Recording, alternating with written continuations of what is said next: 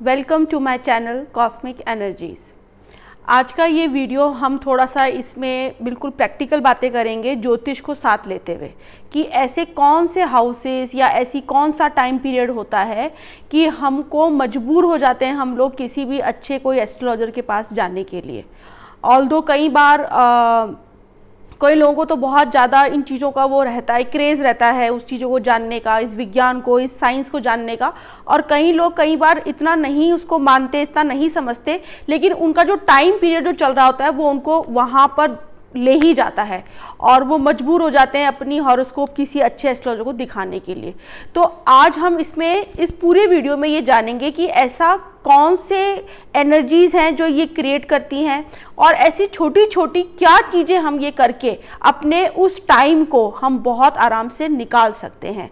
आपको जगह जगह आप जाइए, कंसल्टेंसी लेनी चाहिए एस्ट्रोलॉजर। मैं इटसेल्फ मतलब कंसल्टेंसी मैं भी करती हूँ, लेकिन कई बार स्थिति ऐसी हो जाती है कि हम लोग इतना डर जाते हैं चीज़ों से। उस वक्त की जो सिचुएशन होती है, उस वक्त का जो टाइम पीरियड होता है, हमको इतना फियर आ जाता है कि हम जगह जगह जाने लग जाते हैं। कभी किसके पास जा रहे हैं, किसी ने बता दिया, उसने बता दिया, रिलेटिव ने बता दिया, फ्रेंड्स ने बता दिया, और हम इस तरीके से अपना टाइम, एनर्जी और बहुत सारी चीज़ों को वेस्ट कर रहे होते हैं।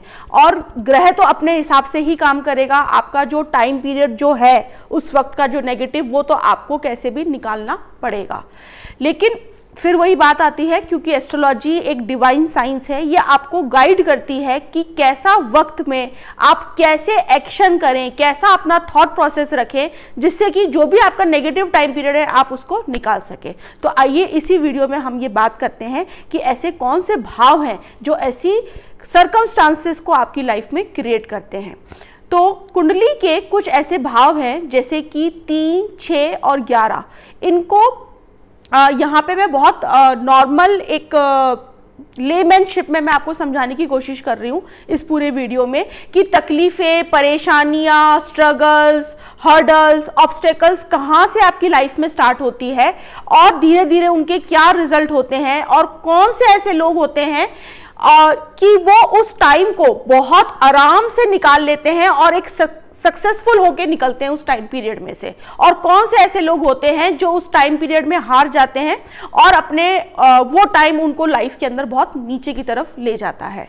तो 3, 6, 11 जो मैंने बताए, ये वो हाउसेस हैं जिनको हमारे ज्योतिष साइंस के अंदर त्रिषणाया हाउसेस बोलते हैं। इनको नेगेटिव हाउसेस भी कहा जाता है कि अगर इनकी महादशा, अंतरदशा अगर आ जाती है तो आदमी को बहुत हार्डवर्क करना पड़ता है, उसको बहुत स्ट्रगल्स करने पड़ते हैं, बहुत सारे कॉम्पिटिटर्स को फेस करना पड़ता है और बहुत सारे उसको विरोधियों का सामना करना पड़ता है। तो कई लोग तो होते हैं कि उसको मतलब झेल जाते हैं या सहन कर लेते हैं, कई लोग इन सब चीज़ों को नहीं कर पाते, तो फिर वो लोग जगह जगह अलग अलग सॉल्यूशंस को वो लोग ढूंढते रहते हैं और अपने टाइम को वो लोग कोसते रहते हैं बैठकर। तो यही भाव जो हैं, जो मैं 3, 6, 11 जो नेगेटिव हाउसेस बता रही हूँ, यही आपकी जन्म पत्रिका के सबसे पावरफुल हाउसेस हैं। सबसे मतलब एक तरीके से ये हिडन ट्रेजर है आपकी लाइफ का। अगर आप इसकी एनर्जीज को समझ जाते हैं तो आपको ये पता चल जाएगा कि यही हाउसेस आपको कुछ लाइफ में बड़ा करने के लिए आपको मोटिवेट करते हैं। तो आइए हम बात करते हैं सबसे पहले थर्ड हाउस की। थर्ड हाउस जो है, भाव होते हैं हमारे जन्म पत्रिका के अंदर 12 भाव हैं, और वो भाव जो हैं, भाव मतलब आपके इमोशंस, आपके जो भी इस टाइम पे जो भी आपके अंदर से जो भी इमोशंस निकल के आ रहे हैं वो आपके भाव दिखाते हैं। और जिस भाव में जिस ग्रह की जैसी एनर्जी सिचुएट होती है, वहाँ पे होती है, वैसे ही भाव आपकी लाइफ में आपकी सामने आते हैं। जो आप सोच रहे हैं, जैसा आप भाव रख रहे हैं अपनी जिंदगी के बारे में, वो आपकी उस एनर्जी के उस हाउसेस की जो एनर्जी है वो सामने लेकर आती है। तो थर्ड हाउस सबसे पहले आपके सबकॉन्शियस माइंड को दिखाता है कि आपके 24 घंटे आपके सबकॉन्शियस माइंड में क्या चलता रहता है, क्या ज़्यादा नेगेटिव चलता है या पॉजिटिव चलता है। तो थर्ड हाउस से हम देखते हैं, फिर शॉर्ट जर्नीज जो भी होती है वो तीसरे भाव से हम देखते हैं। अभी ये आप इससे हम पूरी स्टोरी को कनेक्ट करेंगे अभी इन हाउसेस से, और कैसे एंड में जाके आप एक बहुत बड़ी सक्सेस को अचीव कर सकते हैं अगर आप इन हाउसेस की एनर्जीज को समझ जाएं और इनको चैनलाइज करना समझ जाएं। तो आपको बहुत हद तक बहुत सारे फेक एस्ट्रोलॉजर्स या फिर डराने वाली बातें या डराने वाली रेमेडीज या बहुत सारा इन चीज़ों में पैसा खर्च नहीं करना पड़ेगा।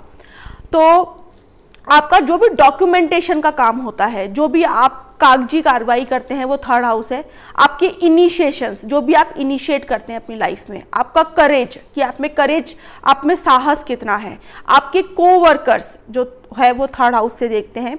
आपकी हॉबीज हो गई, आपकी स्किल्स हो गई, आपका स्किल डेवलपमेंट हो गया, आपका बात करने का तरीका हो गया, लोगों से कम्युनिकेशन हो गया, आपके नेबर्स हो गए, आपके फ्रेंड्स हो गए, आपकी लेन देन रोज की जिंदगी में जो लोगों के साथ में आप अपने आइडियाज को शेयर कर रहे हैं, ये सारी चीजें हम थर्ड हाउस से देखते हैं।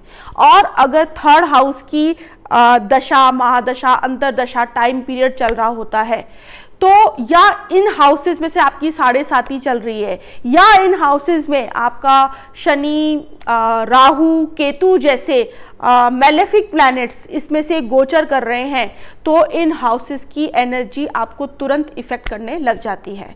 तो क्या होता है इसके अंदर कि सपोज आप बहुत ज़्यादा नेगेटिव सोचते हैं हर वक्त, तो आपका थर्ड हाउस मतलब आपका जो सबकॉन्शियस माइंड है वो आपको ये अलार्म देता रहेगा कि आप कुछ नहीं कर सकते, सब कुछ नेगेटिव है आपके, क्योंकि थर्ड हाउस आपके नेबर्स भी हैं, आपके फ्रेंड्स भी हैं, आपका कम्युनिकेशन स्किल्स भी है, आपके हॉबीज़ भी है, आपके इनिशिएशंस भी हैं। तो आपके इन सब एरिया के अंदर आपको सिर्फ negative energy he pass on होगी, आपको हर जगह से यहाँ से नेगेटिव वाइब्रेशंस ही आएंगी। अगर आप ओवरऑल देखें तो जितनी भी चीज़ें मैंने थर्ड हाउस की बताई है, ये आपको हेल्प करती है आपकी कोई भी ड्रीम्स को फुलफिल करने के लिए। कैसे? सबसे पहले कोई ना कोई थॉट आता है आपकी लाइफ में, उस पर आप एक्शन करते हैं। जब थॉट ही नेगेटिव आएगा तो आप एक्शन भी नेगेटिव ही करेंगे। और अगर थर्ड हाउस आपका स्ट्रांग है और उसको आप उस एनर्जी को बहुत अच्छी तरीके से चैनलाइज कर रहे हैं अपनी लाइफ में, तो ऑटोमेटिकली जो थॉट प्रोसेस से चीज़ें स्टार्ट हो रही है टिल आपके इनिशिएशन तक, टिल आपके सारी सराउंडिंग से जो भी आपको हेल्प मिलती है, वो सारी ही ऑटोमेटिकली आपकी फेवर में रहेगी। और थर्ड हाउस एक बहुत बड़ी वजह होते हैं कि लोग बाग बहुत ज़्यादा नेगेटिव विचार मतलब सोचने लग जाते हैं अगर कहीं ना कहीं वो हाउस आपका एफ्लिक्शन में होता है। तो अगर आपको लगता है कि आप का जो क्लाउडी माइंड रहता है, बहुत ज़्यादा कंफ्यूज माइंड रहता है, आप इनिशिएट चीज़ों को नहीं कर पा रहे हैं, तो आप समझ जाइए कहीं ना कहीं आपका थर्ड हाउस एफ्लिक्शन में है और उसको सही करना बहुत ज़रूरी है अगर आपको लाइफ में आगे बढ़ना है। उसके सही करने के बहुत सारी रेमेडीज़ हैं, मतलब प्रैक्टिकल एनर्जी को चैनलाइज करना कि जो चीज़ नेगेटिव में जा रही है उसको हम पॉजिटिव में कैसे लेकर जाएं। तो ये थर्ड हाउस हो गया। फिर आपका आता है हम सिक्स्थ हाउस के ऊपर।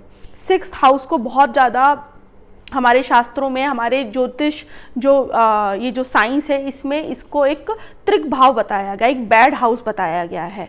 लेकिन ये हाउस मतलब इसको बेड के साथ में अगर इसकी एनर्जी को हम समझ जाए तो इससे ज़्यादा सक्सेस देने वाला हाउस कोई हो नहीं सकता, क्योंकि छठे भाव को आपका हार्ड वर्क बताया गया है। और जो लोग भी हार्ड वर्क करते हैं उनको तो 100% सक्सेस मिलती ही मिलती है उनके लाइफ में। छठा भाव आपके कॉम्पिटिटर्स को दिखाता है, आपके डेली रूटीन वर्क को दिखाता है, आपके जो भी लीगल जो भी इश्यूज लाइफ के अंदर आते हैं उनको दिखाता है, आपके चैलेंजेस को दिखाता है, आपके लाइफ में कितने चैलेंजेस आएंगे, आप कितने चैलेंजेस फेस कर रहे हैं, कितने फेस करेंगे, ये सब आपके सिक्स्थ हाउस से दिखाता है। तो जिनका भी सिक्स्थ हाउस बहुत स्ट्रांग होता है उनकी लाइफ में कितने भी ऑब्स्टेकल्स आ जाएं, चैलेंजेस आ जाएं, वो उन सबको ओवरकम करके और आगे बढ़ते हैं। इसलिए जो भी लोग कॉम्पिटिशन देते हैं, चाहे वो आपका कोई IAS हो, IPS हो, कोई गवर्नमेंट की कोई भी जॉब हो, मिलिट्री हो, आर्मी हो, किसी भी फील्ड में, इवन बिजनेस में भी बहुत सारा कंपटीशन जो फेस कर रहे हैं, जिन लोगों को कॉम्पिटिटिव माइंड के जो लोग होते हैं उनका सिक्स्थ हाउस बहुत स्ट्रांग होता है। और जिनका सिक्स्थ हाउस वीक होता है वो लोग ओपनली कॉम्पिटिटर्स को फेस नहीं कर पाते, वो लोग कहीं ना कहीं फियर में आ जाते हैं, डर उनको कहीं ना कहीं बिठा देता है नीचे, और वो अपने सारे ऑब्स्टेकल्स, सारे चैलेंजेस, अपनी सारी जितनी भी इस तरीके की नेगेटिव चीज़ें वो अपने आप पे हावी कर लेते हैं। और फिर उसके बाद में वो जगह जगह अलग अलग एस्ट्रोलॉजर्स के पास में जाते हैं, अपनी पत्रिका दिखाते हैं, कभी कुछ उपाय करते हैं, कभी कोई सॉल्यूशन करते हैं, कभी कोई रेमेडी करते हैं। वो एक विशियस सर्किल के अंदर घूमते रहते हैं। उनको ये समझ में नहीं आता कि उनकी एनर्जी उनको क्या बता रही है, क्या समझाना चाह रही है कि भैया ये टाइम जो है आपका, छठे भाव का जो टाइम चल रहा है, ये आपको हार्ड वर्क करने के लिए बोल रहा है। और जब भी आप कोई काम करने जाते हैं तो कभी भी ऐसा नहीं होता है कि पूरी दुनिया उस काम की तारीफ करे, कोई ना कोई उसका विरोधी जरूर होगा। आधे लोग उसको एक्सेप्ट करेंगे, आधे लोग उसको खराब बताएंगे। तो इस जो खराब बता रहे हैं उनकी एनर्जी को अगर आप अपने ऊपर हावी कर लेंगे तो आप उस कंपटीशन में फेल हो जाएंगे। और अगर आप जो भी काम कर रहे हैं उसमें हार्ड वर्क के साथ में और उस चैलेंज को फेस करके अगर आगे बढ़ जाते हैं तो वो सारी चीज़ें पीछे रह जाएंगी। फिर आपका सीधे आता है 11th हाउस, जो कि दिखाता है आपके विश फुलफिलमेंट को, आपके गेन्स को, आपके वैभव को, आपके फेम को, आपके प्रॉफिट्स को, आपके बड़ी ऑर्गेनाइजेशन को। तो 3rd हाउस जिसने ओवरकम कर लिया, जिसने 6th हाउस कर लिया, सीधे उसको 11th हाउस की जो मैंने बताया गेन्स, प्रॉफिट, विश फुलफिलमेंट की जो एनर्जी है वो उसको सपोर्ट करने लग जाती है। तो ये हाउसेस मेरे लिए बहुत, मतलब मैं बहुत इंस्पायर होती हूँ इन हाउसेस से, बहुत मोटिवेट होती हूँ कि कितनी अच्छे लॉजिक तरीके से हमारे ऋषि मुनियों ने इन एनर्जीज को बताया है, हमारे शास्त्रों में बताया है, और लोग बाग इनको पूरी तरीके से नेगेटिवली यूज करके इन हाउसेस को नीचे ले जाते हैं। छठा भाव आपके लीगल का भी है। जिनका छठा भाव बहुत एक्टिव होता है वो हर किसी की लड़ाई झगड़े में इन्वॉल्व हो जाते हैं और अपने एनर्जी को नेगेटिवली मतलब उसको चैनलाइज कर लेते हैं। किसी की भी डिस्प्यूट होती है उनको सुनने में बड़ा मजा आता है उन लोगों की, अच्छा उसके साथ में क्या हुआ, अच्छा उसकी लाइफ में क्या चल रहा है, अरे उसने फिर क्या करा उसके बाद में। वो पूरा टाइम अपना वेस्ट करते हैं छठे भाव की नेगेटिव एनर्जी को क्रिएट करने में कि दूसरों की लाइफ में क्या ऑब्स्टेकल्स, क्या हर्डल्स, क्या चीजें चल रही हैं, लीगल प्रॉब्लम्स चल रही हैं, और वो जो एक्चुअल में जो हार्डवर्क दिखा रहा है, जो कंपटीशन की एक भावना दिखा रहा है, जो एक ऑब्स्टेकल्स को खत्म करना बता रहा है, वहां पे चैनलाइज नहीं कर रहे होते हैं। और 3rd हाउस जो इनिशिएट नहीं कर पा रहा है, कोई अच्छे लाइक माइंडेड लोगों के साथ में अपने आइडियाज को शेयर नहीं कर पा रहा है, तो ऐसे लोग फिर बस जगह जगह अपनी जन्म पत्रिका को दिखाते रहते हैं, सॉल्यूशंस ढूंढते रहते हैं, कुछ भी वो पॉजिटिव अपनी लाइफ में नहीं कर पाते। तो ये पूरी स्टोरी थी 3, 6 और 11 की। आप इन हाउसेस को बहुत अच्छी तरीके से एनर्जी को चैनलाइज करके उन हाउसेस की और बहुत आप अपने आप को सक्सेसफुल कर सकते हैं। जैसे कि अच्छे इनिशिएशंस लेके, पॉजिटिव थॉट्स रख के, चीज़ों को स्टार्ट करके, कैलकुलेटिव रिस्क लेकर, 3rd हाउस कैलकुलेटिव रिस्क को लेकर, ये सब हो गया। छठा भाव हार्डवर्क को है, आपके कॉम्पिटिटर्स को बिल्कुल अच्छी तरीके से फेस करना, और 11th हाउस तो फिर विश फुलफिलमेंट एंड गेन्स का है ही है। तो ये पूरा वीडियो इसी के ऊपर था। Thank you so much.